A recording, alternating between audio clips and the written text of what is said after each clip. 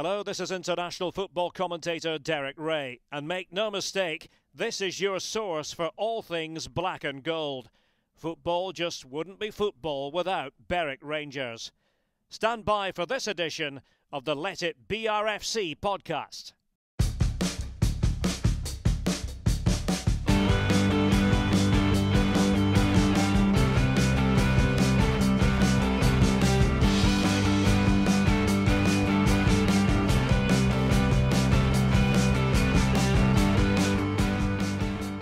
Well, welcome to the BRFC podcast. I'm joined today by Dave Buglass, Berwick Rangers Director and Head of Football Operations at Glasgow City. Hi Dave, how are you? I'm all right, Adam. Thank you very much. Nice and sunny outside, so it's a wee breakaway for an hour. Good stuff. I saw you put a video out on Facebook over the weekend, just with a bit of an update around the club. Do you want to talk to us a bit about that? Yeah, I thought it was important because the three announcements we made, and also leading up to the one on Monday about the Girls and Ladies programme, were pretty major, and we didn't want it to get lost. So obviously on Friday we announced that we were launching a community foundation, something that, you know, as long as I lived in the town and even been away, we've never had really for the last sort of 35, 40 years. So on Friday we put out that we were setting up the foundation. We're going to be a charity which is obviously registered in England as opposed to Scotland, which will allow us to access monies and funds from Sport England and the Football Foundation further south. So now we get the benefits of being the only English team that play in Scotland, so we can get money for the first team from the Scottish system and then money for the charity and the community foundation, in the south. And then obviously we launched on Saturday what was effectively called, I guess, our diversity and inclusion kit, the third shirt, which is on the left-hand arm. We're going to have the foundation, the Berwick Rangers Foundation on, but also we've been speaking to Laura at the Chris Mitchell Foundation. And obviously, I guess, because I stay in Pullman and Falkirk, I obviously know the Chris Mitchell story, and obviously it'll be one that's probably quite close to Liam's heart as well. But, Chris Mitchell, for me, was probably somebody that suffered quite a bit dropping down from full-time football to part-time football. Probably didn't deal with it as well as he, tried to deal with it, and obviously in the end it ended up with a very, very sad story. So Laura, his sister and his dad, Philip, have worked tremendously hard with the foundation. And for me, I guess, with everything that we've been going through with COVID at the moment, there's going to be a lot of guys and girls who are probably going to struggle maybe to match the income that they've had previously. So I just felt it was the right charity for us as a club and the right time to do something like that. So, myself and another director, Associate Director Graham Gurney, who are both HR guys, we're going to work with Laura and Phil, not just on the club shirt and stuff like that, but, try to kind of push that charity forward. So hopefully we manage to get that across. Yeah, definitely. It seems a busy time around the club. It would just be good to get back on the pitch, which I'm sure Liam and Joelle will probably kind of go on about as we go through the podcast and that. But, we're starting to get some rays of light.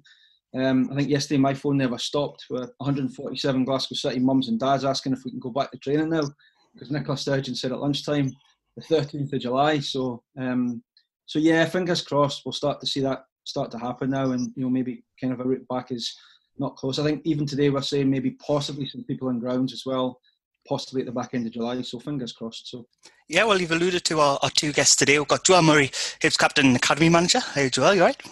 Yeah, not too bad, Adam. Good stuff. I also read that you were a Berwickshire Lawn Bowls champion. I was, yeah. I mean, there was a tough decision to make when I was younger, bowls or football, and football just shaded it. Followed the money. And that's it. No money in bowls. Little bit of money in football. Great stuff. And we're also joined by Liam Craig, as the creative St Johnstone midfielder and PFA chairman. How are you? Adam, thanks for having me. I'm looking forward to catching up with Joelle and Dave and sharing some stories since we were young and growing up round about the Berwick area. Excellent. So, Joelle, as Liam said, you know Liam already. Yeah, of course. We come from the same village, Chirnside, down in Berwickshire, of course, and our paths kind of followed the same kind of journey from a very young age. Went to school together, primary school and high school. So yeah, I've known Liam for a number of years and always kept in touch and followed his progress and been delighted with how he's got on in his career. In terms of playing football, because of the lack of girls' sides in the area, you were playing in the same team as Liam at times as well, weren't you? Yeah, of course. So when I was growing up, there wasn't anything available for for girls from a football perspective. So for me, all I ever knew at that age was playing with boys. I think I was the only girl essentially at that age playing with boys, and yeah, it was all I ever knew. And absolutely loved it. But yeah, there was nothing like what you guys are doing at Berwick Rangers just now. So absolutely delighted to see you guys are leading the way down there. What position did you play when you were playing the same team as them? Well, we played five, so started off with fives and then sevens, and of course sevens it's kind of a bit all over the place. So yeah, I guess I saw myself as a more attacking player when I was younger. Of course, that's not the case now. So yeah, I can't remember specifically, but yeah, from a fives perspective, all over the place, and then sevens, pretty much the same, to be honest. Who was a better player? Liam was always the standout.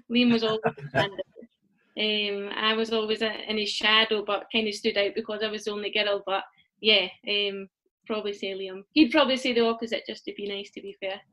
No, listen, I think what Joelle touched on there as well, in terms of positions and all the rest of it, I think the key thing when we were that age, and sometimes I think it's overlooked now, like when you're playing five-a-sides at under 8s and 9s and 7-a-side under 10s and 11s, it is just about enjoying it. And certainly when I look back at growing up in Chirnside and playing in the five-a-side tournaments at gala weeks and civic weeks all over the borders, that's why we fell in love with the game, because it didn't matter that Joelle was a girl or whatever. We just loved playing football, and because we came from the same village and everyone played, and obviously we were good. I think that was known right from the start, because even when we first went to Coldstream at 7-a-side, I think me and Joelle were probably playing 3 or 4 years above ourselves. And I think the disappointing thing, just on my point of view, is obviously as you get older, then it separates, where the boys go one way, the girls go the other way, if you like, maybe for obvious reasons. But certainly I look back on my career, as Joelle said, we had similar paths in terms of getting to the top level and men and women's football in Scotland. And you see what Joelle's done, going on to play international football and being part of the World Cup squad. I think it's just brilliant for a village like Chirnside to produce 2 Hibs captains at the same time, and something that the area I think should be proud of. And look at the work that Berwick are doing in the last 6 months or so since Dave and the rest of the directors went in. The biggest thing they've done is reconnected the town with the supporters, and for conversations I've had with Dave and even with Joelle and anyone for the area that we grew up, I think that's been a major part that's been missing. So I think now that they've done that and they're starting to include these girl programmes and having a proper structure behind it, I can only see the club going strength to strength now. For yourself, Joelle, you were a Hibs fan from the age of 5. Yeah, that's correct. Always been a Hibs fan from my sins, some might say. I read a story about your brother in a pie. Aye, he's probably never lived that one down, to be fair. It was, I think, one of his first outings at Easter Road. I'd been going with my dad for a number of years, and my dad reluctantly brought Richard along this day, and all first half he was here, he was there, he was everywhere but the pitch. So my dad was a bit frustrated, and he wanted a pie at half time, so off my dad went. And of course they came back, and the seats in most stadiums are obviously the flip seats. So my dad had queued for quite some time with Richard, came back, and he put his seat down, put the pie on the seat, kind of stood up to have a look around and adjust himself, and of course the pie flew a few rows back. So I think for my dad that just topped that day off, and certainly my brother was never back at Easter Road. But yeah, he's never left that one down, and my dad and myself have never let him. I tell that story quite frequently. So yeah. Did it hit anyone? I can't remember. What a waste of a pie, eh?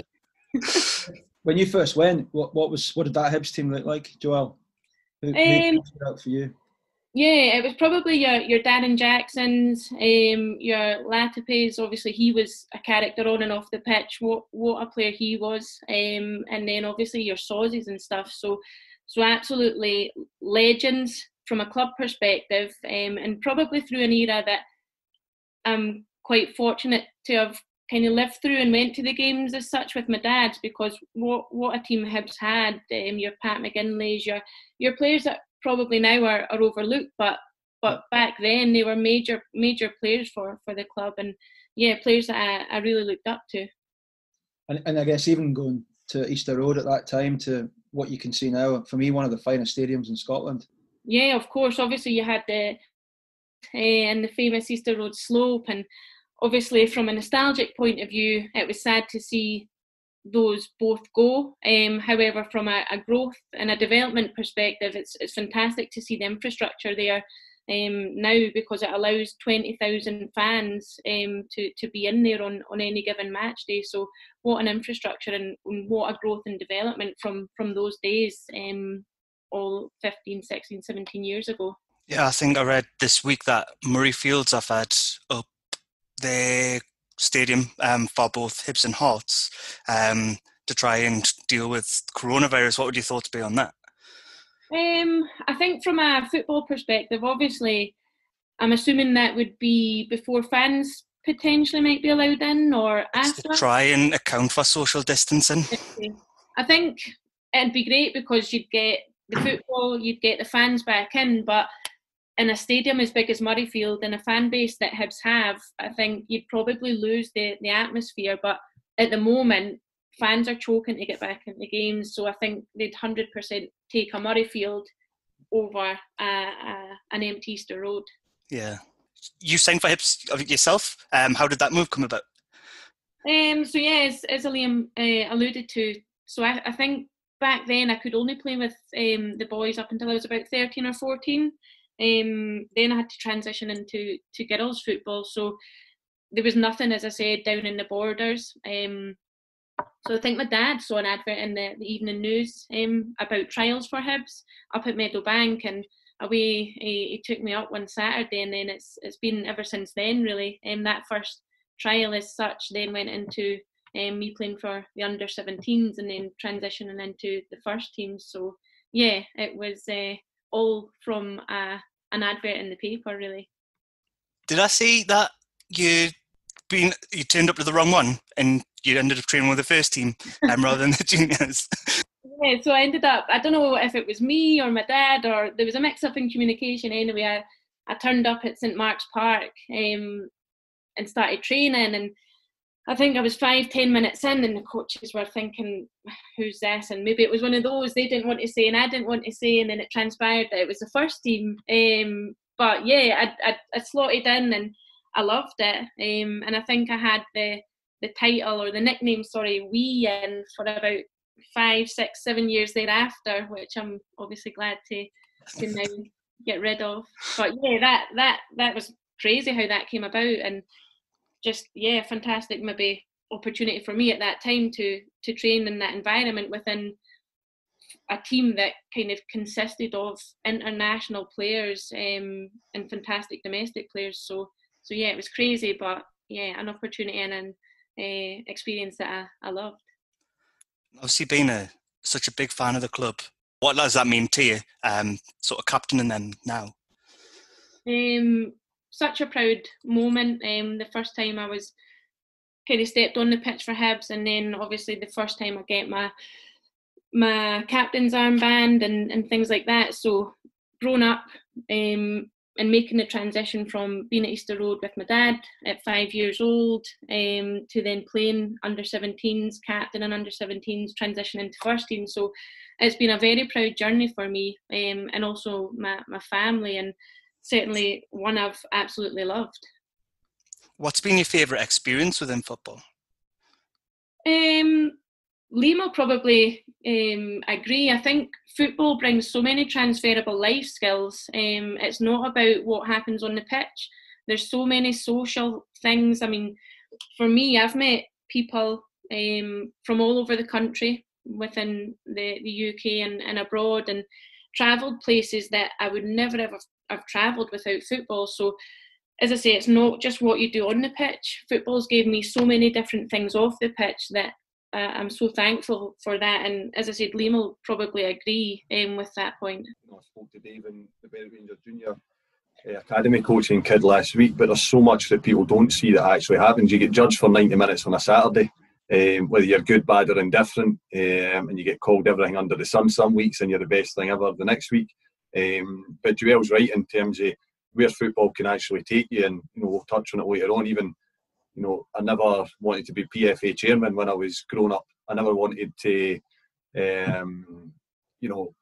just so many stuff. I mean, you dreamed about playing at the highest level possible. You dream about winning cups and all that sort of stuff. But no, Joelle's right. I think the social environment it puts you in, the networks and people that you come across and meet's incredible, and how much you actually want to do it. I mean, the sacrifices that Joelle would have given up, growing up to get to the level she's at now.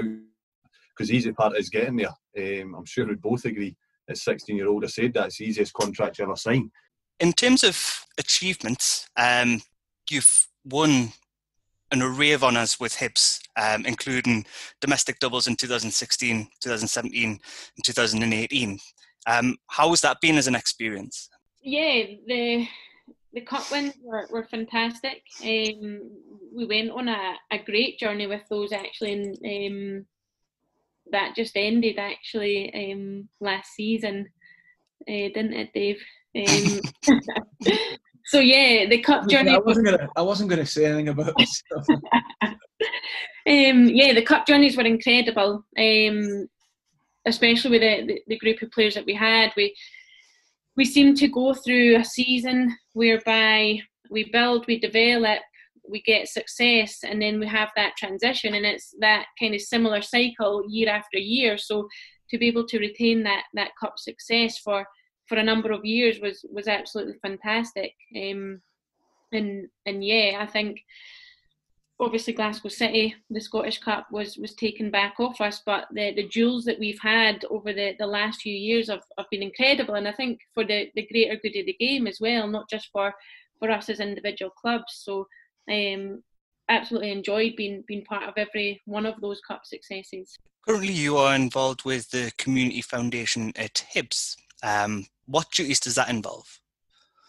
So my title there is Girls and Academy Manager. So it is essentially what it says on the tin, just overseeing player development, coach development, and just making sure that the players have the resources that they require on and off the pitch. Obviously being part of a foundation, the charitable arm of the club, there are massive restrictions, one being money. Money's not there essentially, or there as much as I'd like. There's so many times I get told no if I ask for kit or various other things, but for me it's just making sure the players have all the necessary resources that I feel will help them develop and continue through that pathway to hopefully the first team. And I think for me, what I have as a benefit is I've been there and done that, so I can kind of draw upon my own experiences and give them what I think, as I say, they need as a modern day player. I think it's really important, like touching on what Joelle's saying. I think it doesn't matter if you're in the under-9s at Hibs or at Berwick Rangers, women and girls. It's got to feel and look the same as strutting out at Easter Road or at Shielfield Park. You've got to feel part of something special. It's equally as important to win the hearts and minds of the kids and the parents. So I've probably had the same arguments with people upstairs where I am, try to get kit and balls and cones and stuff like that. But when you deliver that, it just looks and feels so amazing that you get that extra boost out of the kids. And I guess what Joelle's trying to do as well is create not just Hibs stars of the future, but Hibs fans of the future. Trying to get them into Easter Road to watch the first team, whether that be the men or the women. So yeah, and I think what you've mentioned there is massive, Dave. I mean, even a bit of new training kit, it means so much to players these days, and not that you should play or train for kit or anything like that, but it gives them a sense of value as such. So yeah, I think it's so important that players, whether it be under 9s, under 17s or 19s, players have all that resource and kit available to them to allow them to feel valued, respected, and essentially perform at training and on the pitch on a game day. And you spoke about being there and doing it, you have 48 caps for Scotland. What's it been like to represent your country? Yeah, again, it's been great. I mean, for me, and Liam will be the same. When you grow up, you kind of have aims, goals and dreams, and I initially just wanted to play football. I never once thought I'd play for Hibs, the team I love and support. I never once thought I'd play for my country. So to do all those things has been absolutely incredible. And again, such a proud moment the first time I was selected for the national team and the first cap I received. So yeah, it's been an absolutely incredible journey. But as I say, when you're younger, you dream about these things but never actually think they're going to come to fruition. So when they did, it was incredible. Do you want to tell us about the goal? Well, the goal, yeah. So McDermott Park, fantastic stadium, obviously. I think one of the wingers drove to the byline. I don't know what I was doing up the pitch. Obviously, I'm a centre half now, but when I was younger, I tried to play right mid, and I found myself at the front post, made a front post run. It was cut back, and it was an easy tap in. So yeah, one goal for Scotland, which although it was a tap in, I'm very proud of. Do they still give you the physical caps? Do you know from playing? Yeah, so if it's a UEFA or FIFA recognised game, you get a cap. However, if it's so for instance, we go to La Manga or Cyprus or anywhere like that, if it's like a friendly tournament, you wouldn't. But for kind of UEFA and FIFA recognised games, you do, and they're exactly what you see on the telly and what you had imagined them as. So yeah, you get a physical cap, which is quite cool and decent, to be fair. It is, yeah. It's been a long time since I've seen it on. I know they used to wear them like in the press releases when someone was getting the first cap sort of thing, but I haven't seen it sort of recently, so I was just interested to see whether that would be the case. Where do you store yours? Not that I'm coming around your house or anything, but so I've gave a few away, to be honest. I think every family member's got at least one, and my mum's got the rest somewhere in the spare room. She's always asking when I'm coming to get all my football stuff, but yeah, kind of put her off. I don't know what she's got planned for the spare room, but that's where all my caps and tops and different bits and pieces are. We need to get a Joelle Murray top and cap framed for Sheffield Park somewhere within the ground. Yeah, definitely. I'd be happy to donate one of those. So yeah, happy to do that. I think you know anyway, because I'd spoke to Stuart. We're desperate to get Hibs down as well for a friendly. So we'd love to have actually Hibs and Hearts play the SWP game, because I think we took a City team down in February, just a 19s team. I think we had over 120 people at the game. You know, watching us play against Ponteland to see just a young girls game, and I do think you would actually get quite a significant crowd if we actually put a match on at the stadium. So yeah, I think so. I mean, we all know what football is like down in the Borders. It's ingrained in everyone. So whether it be male, female, under 19s or first team, I think whatever game that you put on down there, you know you'll get a crowd. So it'd be fantastic to get a game like that down there. A Hibs Hearts game down in the Borders down at Sheffield Park would be special for me, especially. I think this box will be full of guests, no doubt, Adam. So all the Murrays, and we need to make sure that we put pies on, and obviously we don't have flips.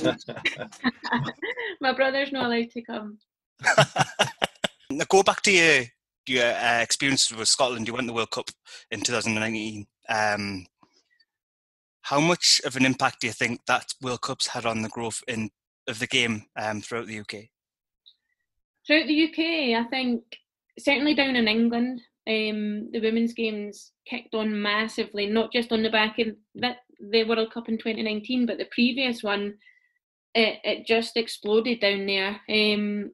I think we were hopeful that after the World Cup last year, there would be a springboard effect and we'd get a better engagement and we'd get more fans at the games. But in my opinion, and I don't know if Dave agrees, that certainly never transpired, which was quite disappointing, because when we were over in France, and obviously pre-France, the game at Hampden, there was a record crowd there, and there was so many fans out in France, whether it be Tartan Army, friends or family, to see that kind of just drop and dwindle off when we came home. It was quite disappointing. I don't know if you agree, Dave. Yeah, I mean, you guys probably worked like we did. I think we took, I remember, I've said this on a few podcasts, so maybe I can say it 'cause it's safe for me, but we took 500 to the game at City, mums and dads and kids and aunties and uncles. And we got, I think it was 18,000 on a Tuesday or a Thursday night, can't quite remember the night, but I think on the Saturday it had been the Scottish Cup final. So the pitch was immaculate. And I would have liked to have seen the stadium cleared on the Saturday night, Sunday morning, and then the car parks should have been full of bands and entertainment. And then I think we probably would have got over 20, 25,000. And I think the one thing that you will get at a women's game is the atmosphere is far more inclusive and family orientated, and it's safer, to use a word.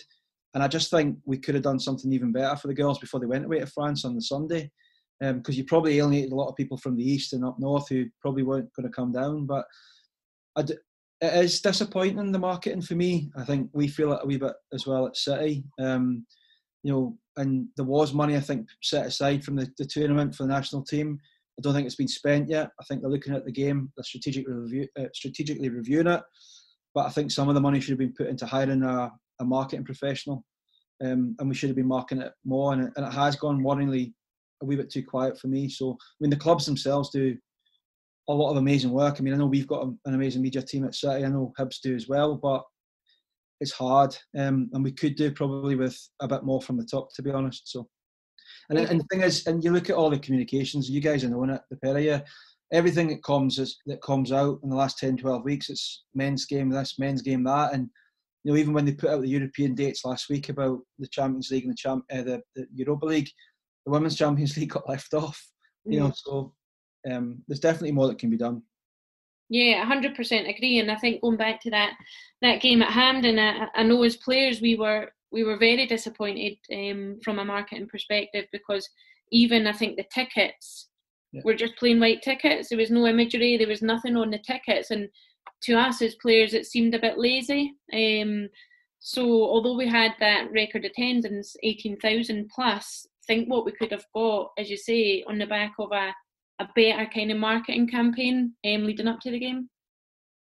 And I think that's a problem that the game in Scotland generally has, full stop. The football in Scotland, men or women's, it's run like it's run as a league, it's run as administration, when it should be run like a product. There's a lot to learn from things like the MLS and stuff like that. The product might not be as good playing wise, but the way the men's league and the women's league in the States is marketed is phenomenal. So you are the first ever Hibs player to be offered a professional part-time contract. Rangers and Celtic have grown into professional clubs from next season. What are your hopes for the future progression of the game in Scotland? Yeah, for me, obviously, I want the game to grow and continue to grow. But to do that, I think we all need to be at the same level. For me, for so long, people have been shouting about teams going professional and part-time professional, and at one point, or for the last few years, it's been kind of Hibs and City. However, I'm just worried and wary that because there's so much money being pumped into the game at Rangers and the women's side of things, and of course now Celtic, that then flips from a Hibs and a City to a Rangers, Celtic and potentially City, and then there's no kind of progression. It kind of stays the same. So of course I want the game to grow and develop and get stronger, and all teams be professional, part-time professional. But I think, in my opinion, that's a long way off, just from a financial kind of perspective alone. There's not a lot of money in the game in general in Scotland, so never mind the women's game. I think the thing that we've learned the most, Joelle, since we came back to Berwick in January, is what goes out the door has to come in the door. And so when you look at a couple of the clubs in Glasgow, not City, who are now putting money into Adam seriously, you wonder where the money's coming from to balance that. I mean, you get to the quarterfinals of the Champions League, which probably we won't do for a long, long time again. And you get 75k. You win the league. I think it's 4 figures, Joelle, if you win the league in Scotland. So yeah, what you get in terms of prize money does not match what you put out in terms of wages and expenditure. So yeah, we probably spend a bit more than Hibs do, but the guys that are coming in now are seriously starting to spend way more than us. So it is a concern. It could end up actually ruining it, if I was being honest. I think we've had this conversation at City, and I know Joelle has got a number of friends at City, so I think we just need to be mindful, but I just don't think the governing body are strong enough to control it. So and I think you're right there, Dave. I think there should have been some certain parameters put in place. And I think down south, actually, the English FA had something similar to that, whereby there was maybe a cap, a wage cap, or some kind of criteria and guidelines. But up here, it just seems like anything goes. And as I say, I'm worried that it flips from a Hibs and a City to other teams, and then you've kind of still got the same thing, just because they're in a better position financially.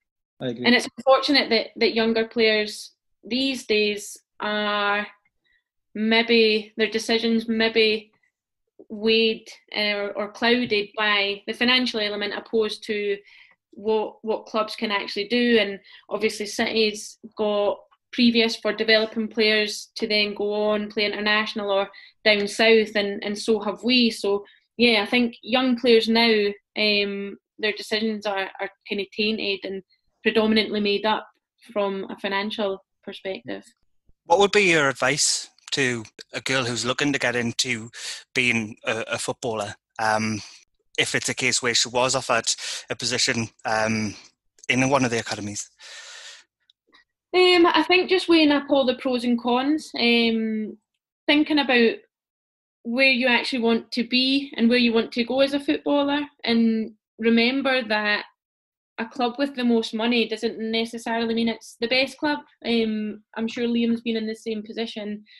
I've been offered a few years teams down south, but for me, although I would have had that professional status, I didn't think what they could provide in terms of resource on and off the pitch bettered or matched what I currently had. So for me, it's basically just remembering that a club with money doesn't necessarily mean it's better than a club that's not offering as much or anything at all. But at the end of the day, I think you ultimately need to enjoy what you're doing at a young level, enjoy it, play with your friends, and be at a club that has that social environment and has that pathway to kind of allow players to grow, develop, and have that end level.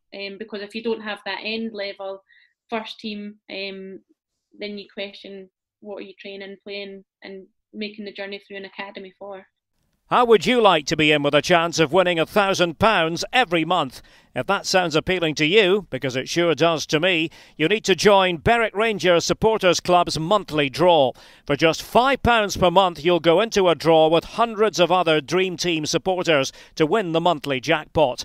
In addition to the £1,000 prize, the Supporters Club will be donating £250 each month to a chosen local charity, with the rest of the profits from the draw going to the football club.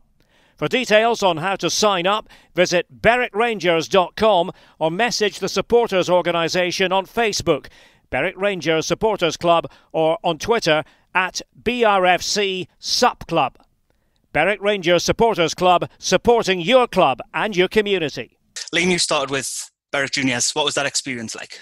Really enjoyable time in terms of progression and development, going from 7-a-side to 11-a-side. It was the right time, I think, at 11-year-old. So played with a lot of good players, played in a good league in the northeast of England, and were competitive, which was huge. And I'm sure they won the league one of the years. And again, Joelle touched on it there. Enjoyment's the key thing. I enjoy it as much now as what I enjoyed it, when I was 10, 11-year-old. And I think the moment you stop enjoying it and stop learning and stop wanting to help other people, it's refreshing to hear what Joelle says there in terms of speaking to younger players, because I'm a firm believer that you can talk to agents and family, but I think you get the best advice for senior players, and certainly my whole career I've been lucky that I've had good pros in a dressing room above me. Now me and Joelle are at that age when we've been there and done it, and Joelle's done it at international level, European level. You can pass that advice on. So Berwick was a great time, a lot of good players, and again, it's for playing with Joelle at the park, and other friends that we had at the time and playing with the guys at Berwick, if it's no for them, then me and Joelle wouldn't be sat here now, because you do need everyone within the team to help you progress. And certainly at Berwick, we had that, and then I moved on to Hearts off the back of that. What can you remember from being around the area at that time? No, it was just a case of, obviously Berwick was, and this is what frustrates me in the conversation I've had with Dave over the years. Berwick's the biggest club in the area. Me and Joelle are proof that there's players in the area. I think the disappointing thing over the years is, you even go further into the borders, and you've got people like Stephen McLean, Murray Davidson, Danny Galbraith for Gala Shields, Dougie Bride, and other guys that, and that Berwick team I played in, good players, but never really had that structure that in front of them, if you like, to go and play for Berwick's first team. And I think the refreshing thing now is that the club's getting that in place, and I think if you can get a team of players on the pitch at any level that really buy into the club's belief and what the club's about, then you've got a chance of being successful. And certainly, I think with the directors that are in place now at Berwick, you've got that. I think for too long we've relied on players from further afield, and they've not really had the heart of the club in the right place. And hopefully now they'll have that and they can move forward. So you mentioned about moving to Hearts. How long were you at Hearts? 3.5, 4 years I was there as a YT, up to under 16 level, and then I loved it there. Played with a lot of good players, and got to work with under 18s. Getting Friday off school to go and sit on the bench for under 18s was a highlight back in the day. And I genuinely thought I was going to sign there, and then playing with Scotland schoolboys. One day sitting in class, and Joelle remembered Mr. Stratton, my guidance teacher. I think it was him that came in, and I thought I was in trouble again, to be fair, but he had a number for me to call. If I was an Ipswich Town scout, I know that Dave knows him as well, and if I'd be interested in going down to Ipswich. And at this time, maybe the relationship I had with some people at Hearts wasn't as strong as it once was, and the opportunity to go to Ipswich at 15, 16-year-old, just to see the place and train. At the time, I think Rangers was probably the only club in Scotland that had a proper training ground in Murray Park. Certainly Hearts never. Celtic maybe had Barrowfield, but to go down to Ipswich, they were just a year out the Premier League at the time. The training ground was incredible. The environment as well was key, and I just felt that as a player, and as a person, to be fair, I just felt for my development, going to Ipswich was the right move for me at that time. So I was disappointed to leave Hearts, but excited about having the opportunity to leave home at 16 and go on another adventure, if you like. So do you stay down there full time, did you? I moved down a week after I turned 16. I was on the train for Berwick down to Ipswich, and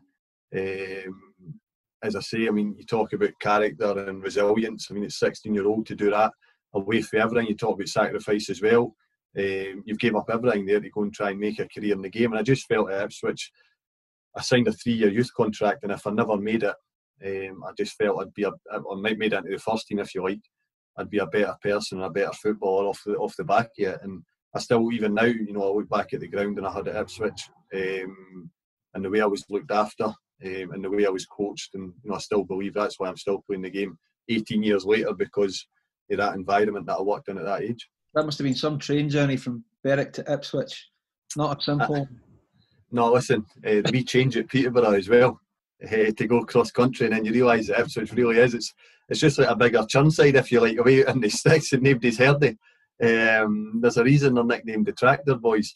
But no, like I say, moving from Chirnside and to a place like Ipswich, it was incredible. And just the whole environment and the people you're working with, like, you go for Darren Bent, Marcus Bent, Dan Ambrose, boys like that. They're the sort of players you were training with every day. So you knew you were going to be a better player if you wanted to listen. I touched on it when I spoke to Dave and the academy coaches last week, that it's just that environment to improve, and you want to keep improving. And one of the disappointments in my career is that I never played in the first team at Ipswich, but certainly got loads of memories. And like I say, the grounding I got there is why I'm still in the game now, I believe. So you've won the Youth Cup with Ipswich against the Southampton side with some high-profile players, amongst them Walcott, Lorna, Bale on the bench. How did you find that experience?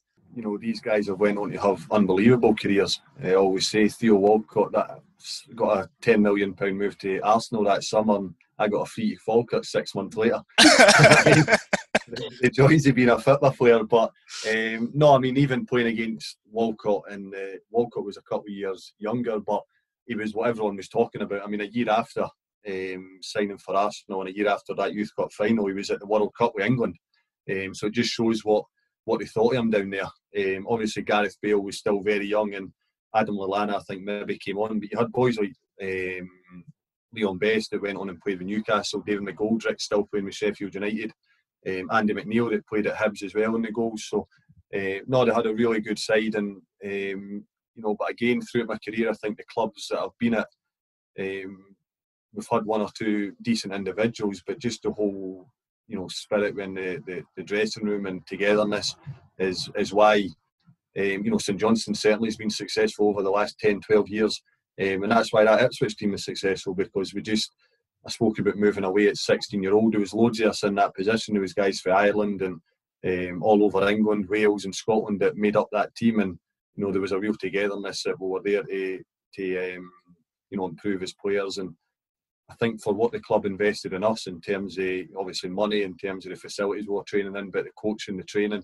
it was brilliant to give them that Youth Cup, because it's well renowned for that age group to win it. You know, there's some big hitters won it in the past, and you see how well that Chelsea young team has done, you know, the last 5 years that they've won it, what they've went on to achieve. So no, I mean, at the time we certainly didn't know how well that these players at Southampton would go on and do, probably apart from Walcott.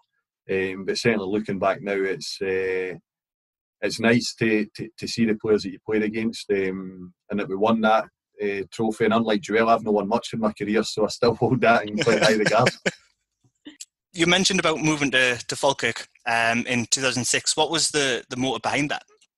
Again, I mean, I touched on there, we won the Youth Cup in the May, and I was going into my last season with Ipswich, and you get the feeling that after winning the Youth Cup, if you're and I was obviously captain at the time, you know, Joe Royal was the manager, and he was honest with me and just says, listen, opportunities of playing in the first team are going to be scarce, if you like. So I spoke to Alan Fraser, who brought me to Ipswich. He was now the scout at Falkirk, and said, listen, is there anything you can do for me? And when I came back at Christmas time in December, I went up and met John Hughes and watched a game, and you know, I signed my first professional contract, if you like, at 19-year-old with Falkirk. And again, it was just nice after having the 3 years at Ipswich to go into that.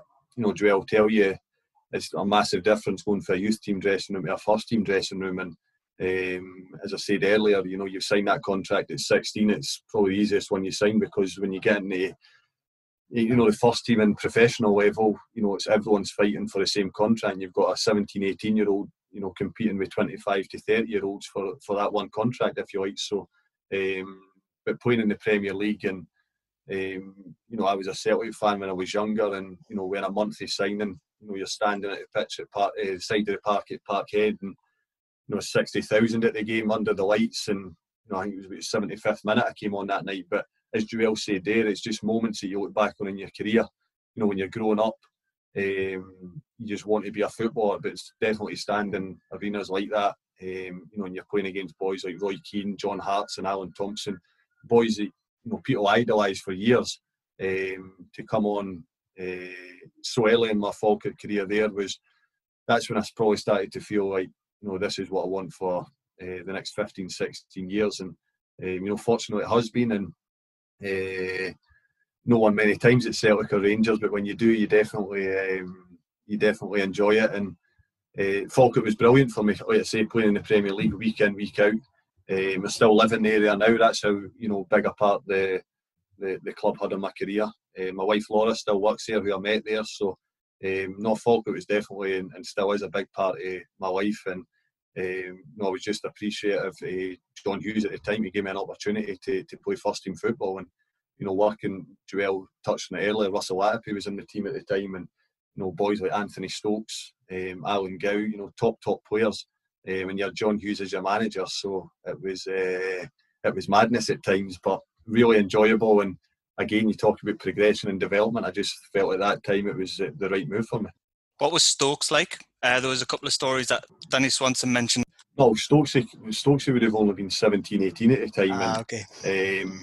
He came on loan for Arsenal because we had a few boys for Arsenal there. But in terms of talent, I mean, he's one of the best that I've played with, even at that age. I mean, in the Premier League then, I remember he scored a hat-trick against Inverness one Saturday, and then we went away to Dunfermline the week after, which was at Derby, and he scored a hat-trick again. And I think in 6 months he was there, he scored 13, 14 goals. And but John Hughes, the manager at the time, was brilliant in how he managed them, because you've got people like Russell that have earned the right to if they're late for training one day you wouldn't say anything, but Stokesy definitely pushed all the buttons. But to be fair to the manager, he just knew how to coach them, because he knew he'd produce on the Saturday, and it was frustrating at times as players, and I'd imagine even more so for senior players.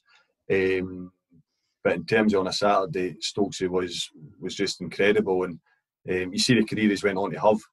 Just how good a player he was. But I remember one game he was late. I'm sure it was at Dunfermline game.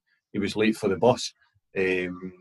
And Yogi, to be fair, maybe 20 minutes or something, we were all waiting on him, and he gets on the bus and he's, "Oh, sorry, Gaffer." And the Gaffer says, "Listen, it's fine, just up the back, get ready for the game you're playing, don't worry about it."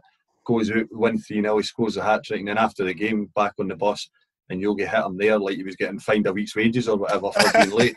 But again, it was just wee things like that John Hughes was brilliant in terms of how he dealt with the players. And he'd be sitting in the changing room, and where we trained at Stirling, there was no windows in the changing room, so if the light went off, it was pitch black, and he'd come in, he'd turn the light off, shut the door, and you knew if that happened, like, there would just be boots, shin pads, everything flying everywhere for like 20 seconds. So you just hit the deck and hope nothing hit you. And then he'd turn the lights back on, and it was just carnage. There was people upside down and everything in the dressing room. So but he'd do that in under-18s dressing room as well, and it was just him, just building characters, building, a few injuries probably along the way, but it was just brilliant to be part of that dressing room, and to play with people like Russell and Stokesy was brilliant too. John Hughes obviously played at Berwick. I'm sure there's a story about him throwing through a window. No, but it wouldn't surprise me. I was walking up the high street that night. I think it was the Red Lion, if you remember. The Red Lion, which was, you went up the town through the arch, and it was on the left-hand side. And I think Yogi was down with a few of his mates from Leith for a Berwick Rangers night out. And I remember seeing a stool come through the window. And that was just the instruction to turn and go another way and go and find another pub type thing. But it was funny. Obviously, you hear all these stories as well, but in terms of passion and enthusiasm and wanting to play football the right way, in terms of getting it down, passing it, he was brilliant. And in terms for the younger players at Falkirk especially, to develop under him. Don't get me wrong, when you got beat, you knew about it, but he definitely wanted it done the right way. And again, I loved working under him, and he's someone now that, through my coaching badges, he was my tutor on the A licence as well, or one of the tutors. So it's great to have people like that you can phone, and they'll give you the best advice, as I touched on earlier. How's it going with your coaching? I know you spent some time with the juniors, as you alluded to earlier on, but how's that going overall? No, it's good. I think, when I left Hibs at 28 and went back to St Johnstone, that's when I done my B licence, and then, I've done my A licence and that now. And, it's great having the coaching badges and, passing the assignments and assessments and stuff. But I think the biggest thing's actually just being on the park and coaching and learning from your mistakes. And just because you have a badge doesn't make you a good coach, and vice versa. If you've not got a badge, it doesn't make you a bad coach.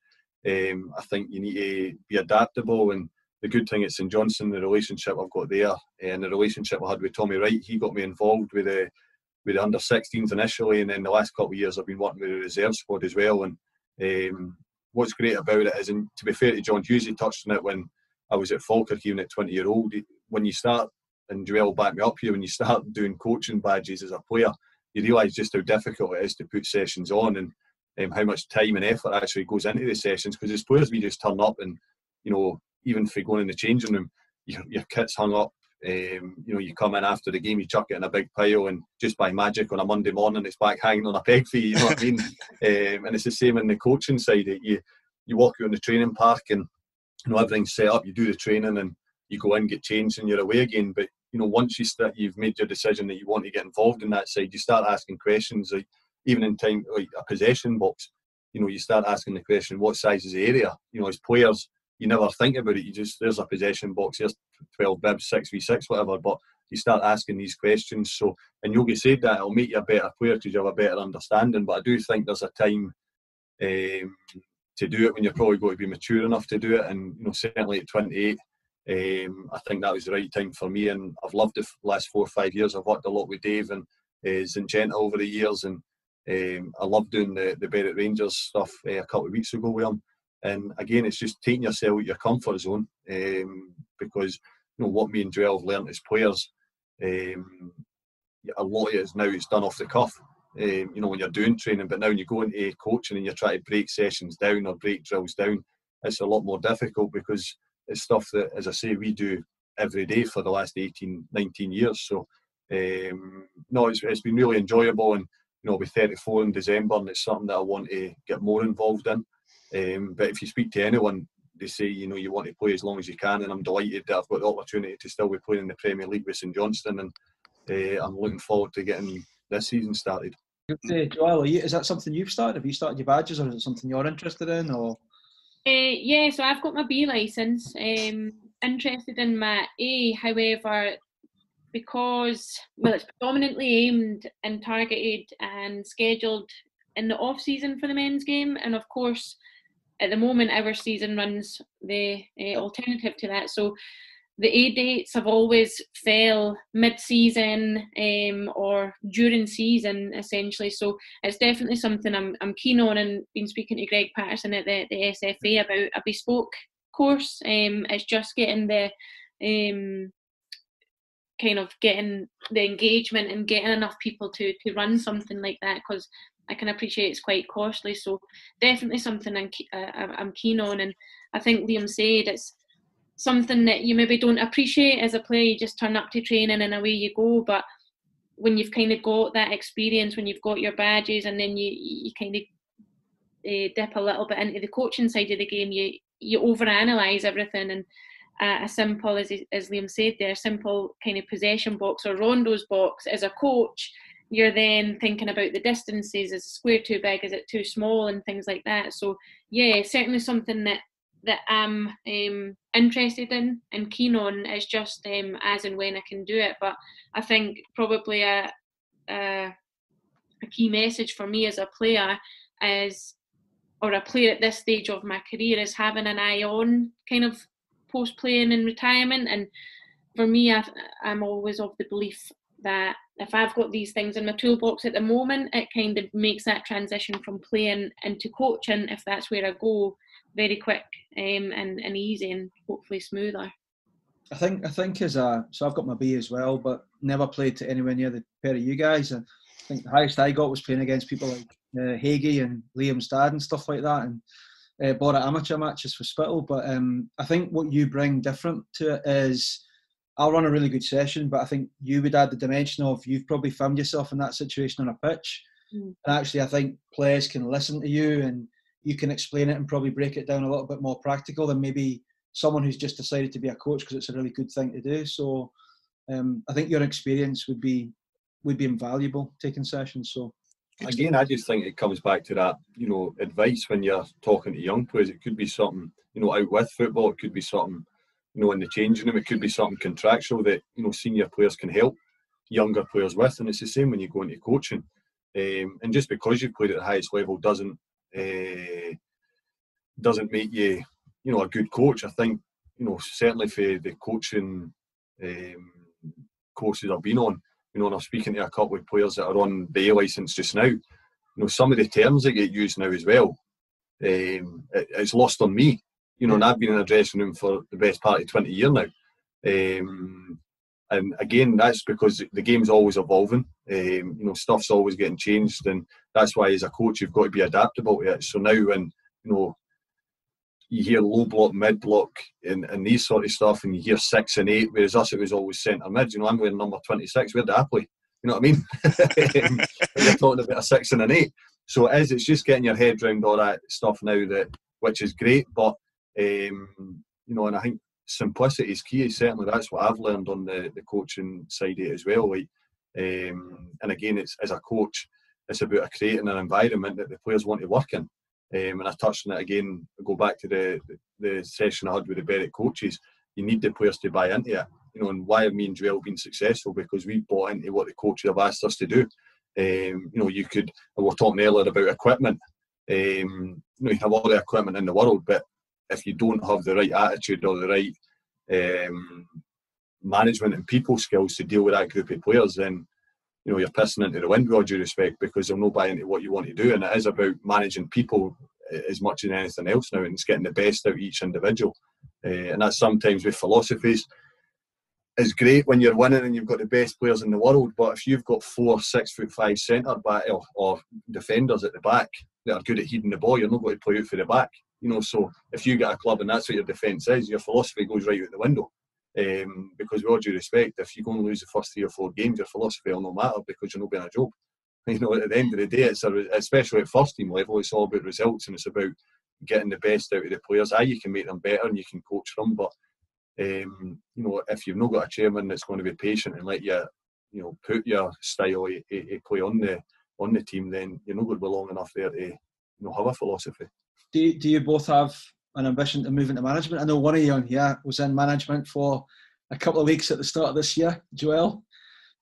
Yeah, so I think there was 2 or 3 weeks there that we went through a transitional period whereby Grant left and Dean was appointed, so it definitely gave me an appetite into that side of the game, but also made me realise that player coach, for me, I'm someone that if I'm doing something, I'm doing it 100%, and that was a very stressful point in my career and life, because I felt like I was trying to plan a session, deliver a session, but also take part in a session, and I realised that was impossible, because I was trying to tell the players, pass with your left, pass with your right, and I was doing the opposite because I'm too focused on what they're doing. So although it gave me an indication and an appetite for it, I knew that a player coach role, certainly because I was offered it, certainly wasn't for me at this stage in my career. Mr. Craig? No, obviously it's something, as I've said to you before, when you leave school at 16-year-old, you've been full-time football ever since. You just think it is a natural progression to move into that side of it. Again, it's about getting opportunities. And as Joelle touched on there, sometimes the opportunities come when you're least expecting them. You know, I'm in a situation now where one of my best mates has just got the St Johnstone job.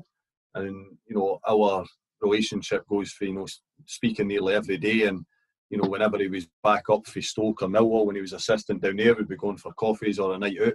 You know, that totally changes now, because there's got to be that, you know, he's the manager sort of thing. And, you know, I'm half expecting him to hammer me the first day back at pre-season in the morning just to set his stall out for the rest of the squad.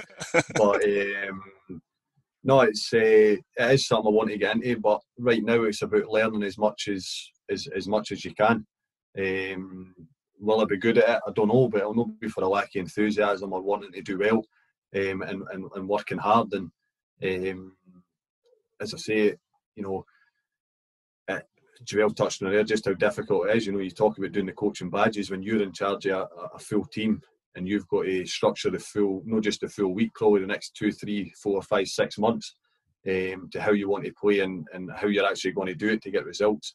It's going to be difficult, but you know, we're all involved in football because we want to do it. We want to test ourselves. We want to keep testing ourselves. That's why in the last year I was back at Napier University, you know, doing an applied football management course that the PFA had run, because that was nothing to do with, you know, coaching in terms of putting cones out in possession boxes and making sessions. It's more about the whole organisation, how it operates, and you know, managing above, managing, you know, the board, and then managing the players, and then, you know, how do you manage the supporters, how do you manage the media. It was just the whole process that you never think about as a player, and even as a coach or a manager. It's not about just a training session, it's how you actually manage the whole operation, which again I can only imagine when you're wanting to sign a player and the chairman's telling you there's no money, can be difficult at times. So it's all stuff that you just want to give yourself every chance to be successful. And as I say, if if I ever get the opportunity to go into that side, it'll not be through lack of effort and enthusiasm that sort of lets me down. Are you due a testimonial at St Johnstone? So I'm sure you've been there 10 years.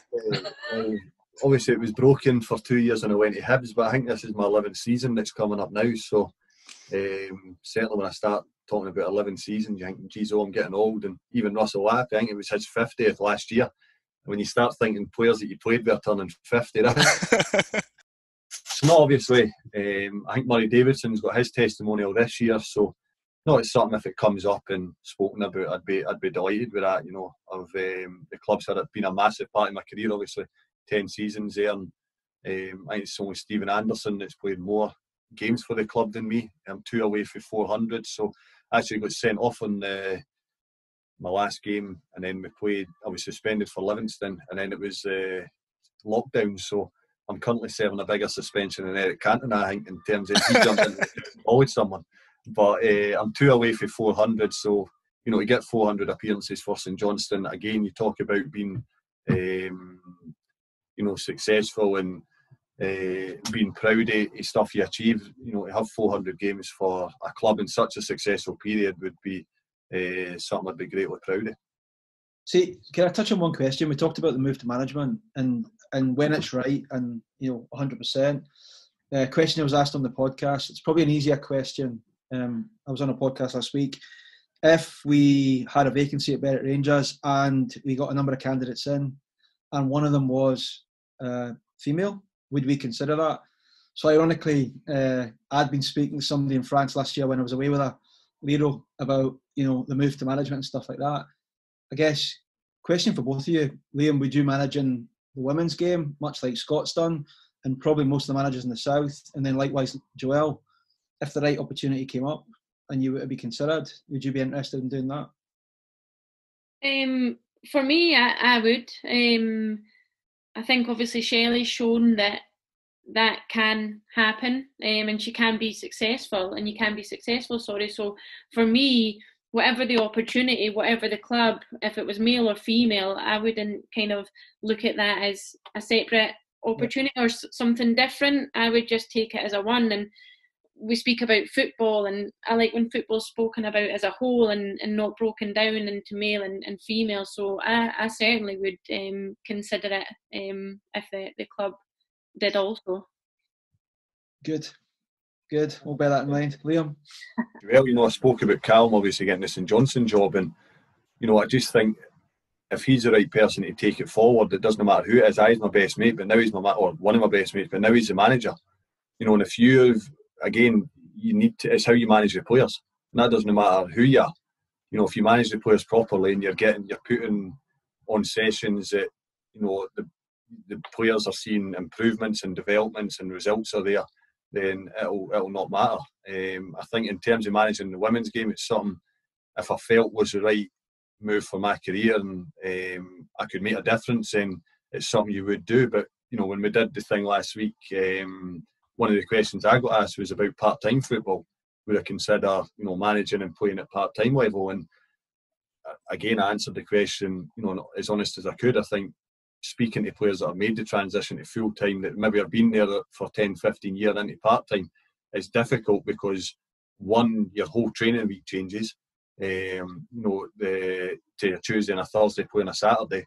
And sometimes I think players go into it not really knowing just how difficult it's going to be. And I think, you know, for me, someone that's taken an interest in the women's game, you know, you see the success that it's had over the last couple of years, and that's what's important this period that we're in lockdown now. It's important that we don't forget just how much progression the women's game has actually made in the last couple of years especially. And you know, people like Joelle will probably not say it, but they've been a massive part of that for what they've done in the Champions League with the women's at club level, and more certainly with what they've done with the national team level.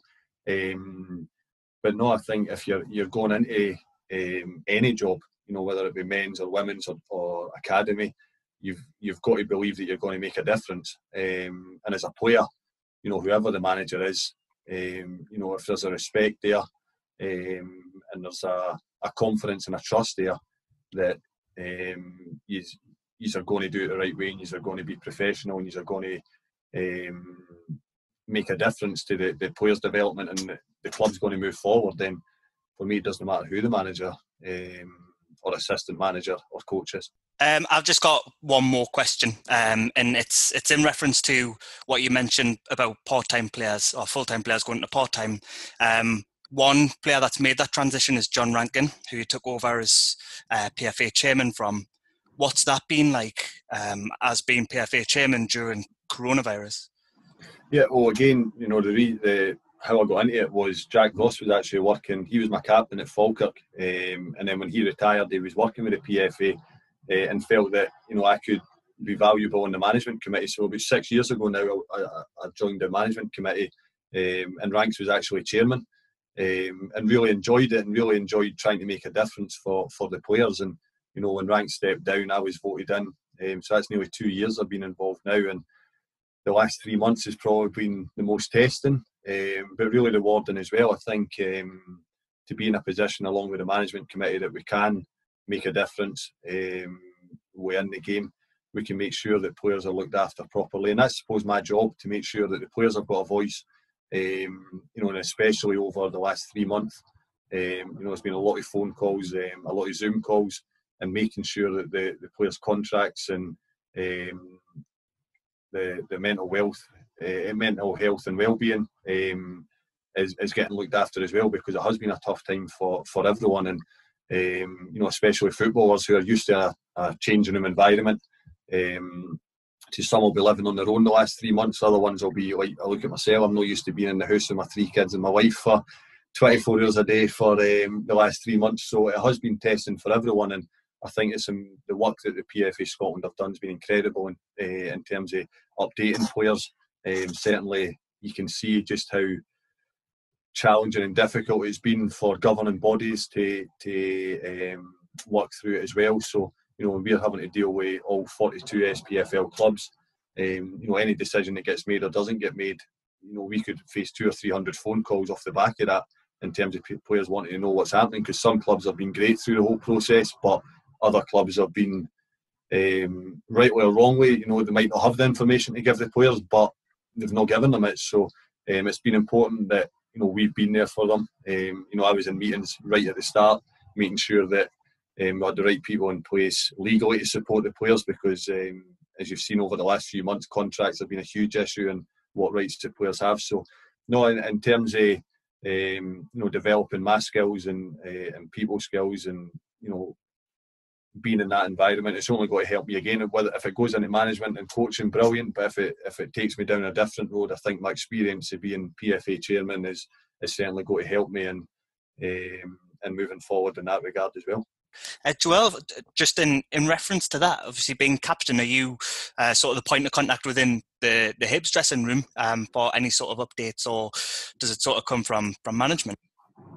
Yeah, so I'm probably the go-to. So we've got a board of directors, similar to obviously you guys and most clubs. So we've got a board of directors that will generally come to me first and ask me to then communicate and circulate around the players. So yeah, although being captain, you've got that role on the pitch, there's so many other roles that come with that, and it's a role that I thrive on and I love doing. Players come to me for advice and support, and certainly don't mind that if I can help in some small way, whether it be communication from above or anything really. It's certainly a role that I thrive on and I've loved doing. Excellent. Well, thank you very much both for joining us. Genuinely, thank you, the pair of you. I'll catch up, and I look forward to meeting you properly, Joelle, one day. So. No, definitely. And if there's anything else that I can do for you, for the club, for the academy, then don't hesitate to ask. Because, like, delighted that you guys have done what you've done and continue to do what you do for the club and things down there. I'll be in touch. Thank you very much. Perfect. Thank you. See ya. And thanks everyone for listening. We'll be back next week with another episode of the Let BRC podcast. In the meantime, if you've enjoyed the episode today, please tell your friends, family and follow us, and we'll see you soon.